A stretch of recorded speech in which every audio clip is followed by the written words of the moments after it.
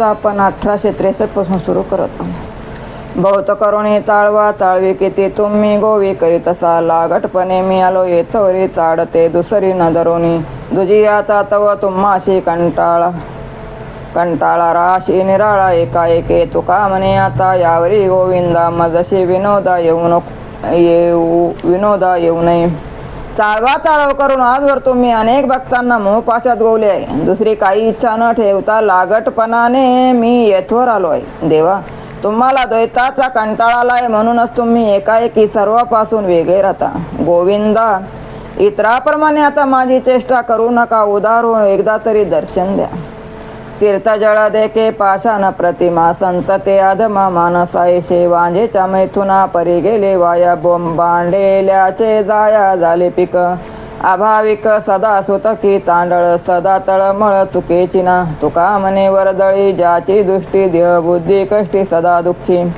जो कोणी गंगाजळासारख्या तीर्थाला साधे पाणी समजतो, पाषाणाच्या मूर्तींना दगड समजतो, संतांना आदम समजतो, अशा अभाविक माणसाचे वर्तन सत्कृत्यही वांजेशी केलेल्या समागमासारखे किंवा कंशेनं आलेल्या पिकासारखे व्यर्थ ठरते.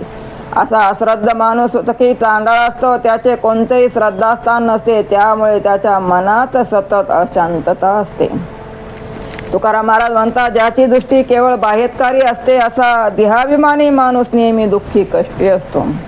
नवे मातोळ्याचा वान नीच नवा नारायण सुख उपजे श्रवणी खरे टाकसाळी नानी लाभा तो अति अधिक पुढतो पुढती तुका म्हणे नेनो किती पुरुणी उरले पुढती. नारायणा, हा जुना मातोळ्याचा नुकसानदायक माल नसून तो नित्य नवा लाभदायक असा माल आहे. खरे खणखणीत असे टाकसाळीचे नाणे आहे. त्या नारायण नामाच्या श्रवणाने सुख प्राप्ती होते. या मालाचा हातोहाती लाभ होतो व पुढे अधिकच होत जातो. तुकाराम महाराज म्हणतात, हा माल किती आहे हे समजत नाही. आजवर साऱ्यांना पुरून तो पुढच्यासाठी शिल्लक राहिलाय.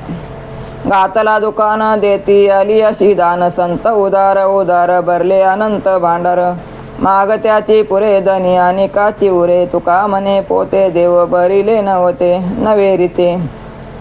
संतांनी दुकान घातले आहे ते दुकानी आलेल्या गिरायकाला परमार्थाचे दान करता. संत अत्यंत उदार आहे, त्यांचे भांडार सतत भरलेले अनंत असे आहे. येथे जे मागतात त्यांची इच्छा पूर्ण होतेच व इतरासाठी माल तसा शिल्लक राहतो.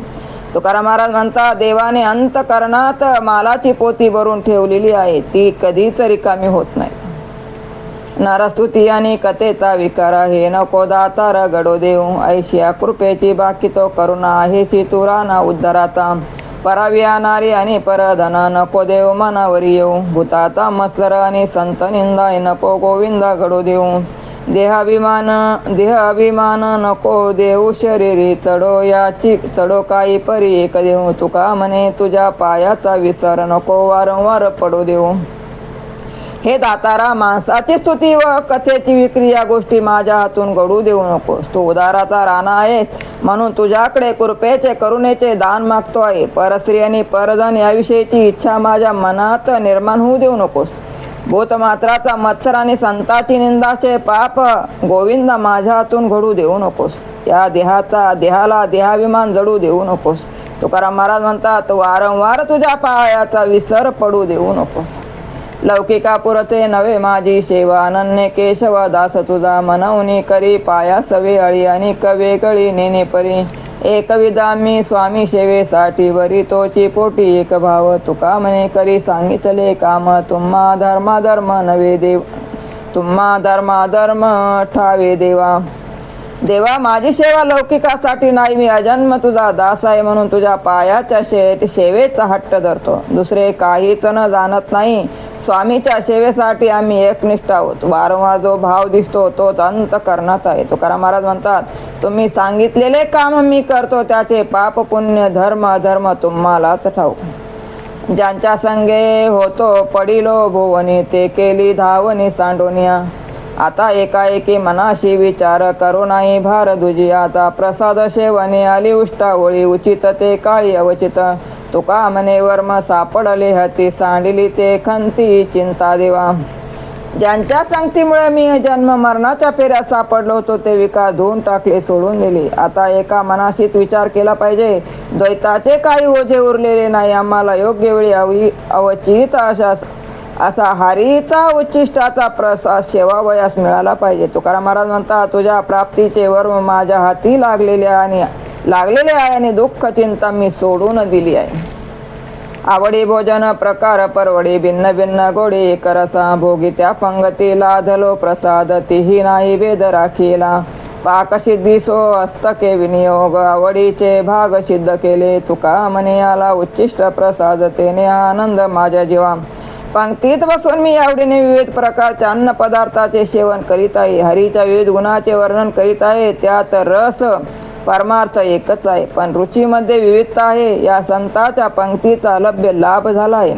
संतांनी माझ्याशी भेदभाव केला नाही. संताची स्वहस्ते स्वयंपाक केला आणि त्याचे विभाग ज्ञान वैराग्य भक्ती इत्यादी केले. तुकाराम महाराज म्हणतात, त्या उच्चिष्ट प्रसादाचा मला वाटा मिळाला, त्यामुळे मला खूप आनंद झाला आहे.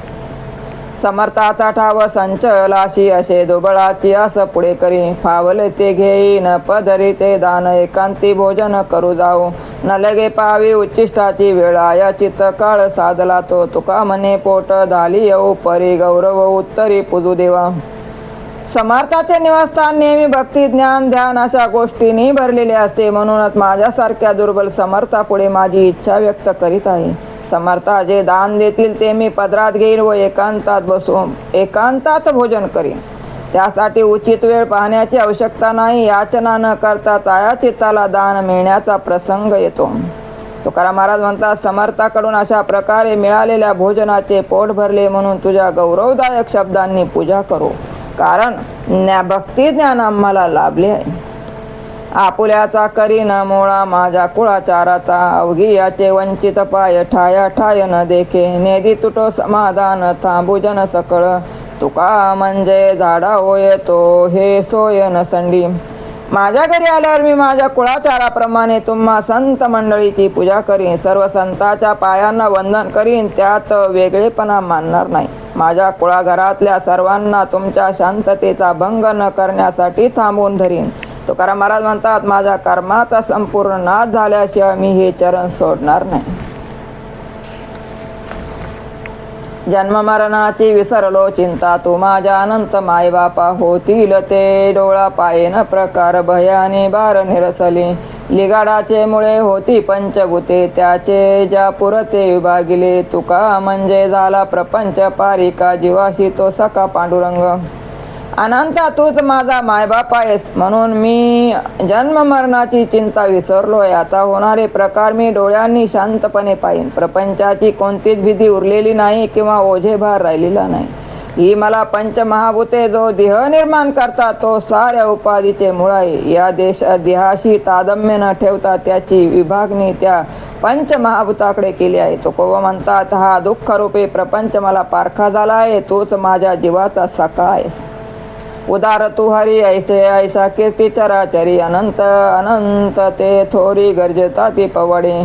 तुझे पायी माझा भाव पोशी जन्म मरण ठाव. देवाचा तू देव स्वामी सकळ ब्रह्मांडा. मागणे ते तुझ मागो जीव भाव तुझ सांगो. लागो तरी लागो पाय तुमच्या दातारा. दिसो देशी की विलवाने तरी तुझ चित हे उणे. तुका म्हणे जिने माझे तुझ अधीन. हे हरी, तू उदार आहेस. अशी चराचरा तुझी ख्याती पसरली आहे. वेद पुराणेही तुझी थोरवी गातात. माझा भाव तुझ्या चरणी ठेवला आहे. तू देवाचा देव अनंत अनंत ब्रह्मांडाचा नायक आहेस. तेव्हा तू माझ्या मागील जन्म मरणाचा ठाव पुसून टाक.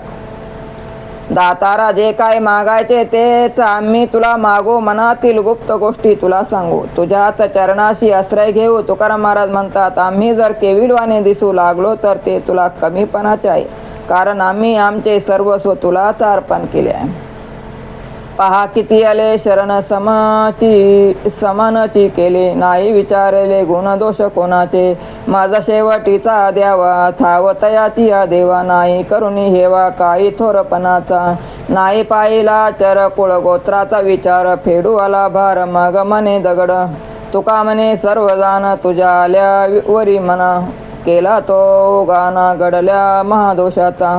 देवा पहा, तुम्हाला आजवर अनेक लोक शरण आले आहे, त्यांना तुम्ही आपल्यासारखे करून घेतलेले आहे.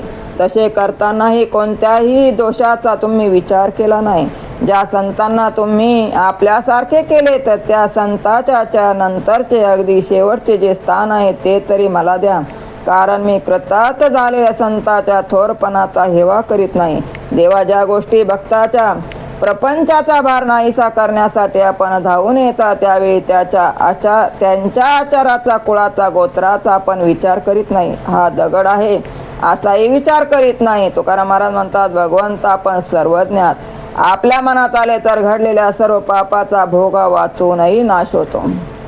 आता चुकले बंधन गेले विसरून दान, आपुले तेवान सावकाश विकावे. लाभ जोडला नंतर घरी सापडले वित्त, हातोती तिथ उरो तळ नलाची. होते गोविले विसरे माप झाले कसरे, होते ओरे वारे तोची लाये साधिला. करावया जतन तुका म्हणे निधन, केला नारायण साय निधी विसंभो. जन्म मरणाचे बंधन सुटले आहे. देवाकडून हे दान चुकून मिळून गेले आहे. आता आपला माल सावकाशपणे विकावा, तेवढेच काम उरले आहे. मला खूप लाभ झाला आहे. माझा माल हातोहात विकला जात आहे, काहीच शिल्लक राहत नाही. मी यापूर्वीच काया वाचा मनाचा विसार देवाला दिला व हा आत्मज्ञान रूपी माल ठेवलेला होता. तेवढ्यात त्याचेही माफ झाले. आत्मज्ञानाचा माल त्वरा करून साधला. तुकाराम महाराज म्हणतात, हे आत्मसुखाचे धन जतन करण्यासाठी आम्ही नारायणाला सहाय्य केलेले आहे, म्हणून आम्ही दोघे एकमेकाचा कधी विसर पडू देत नाही. रामकृष्ण हरी माऊली. आज आपण 1876 वर थांबतो.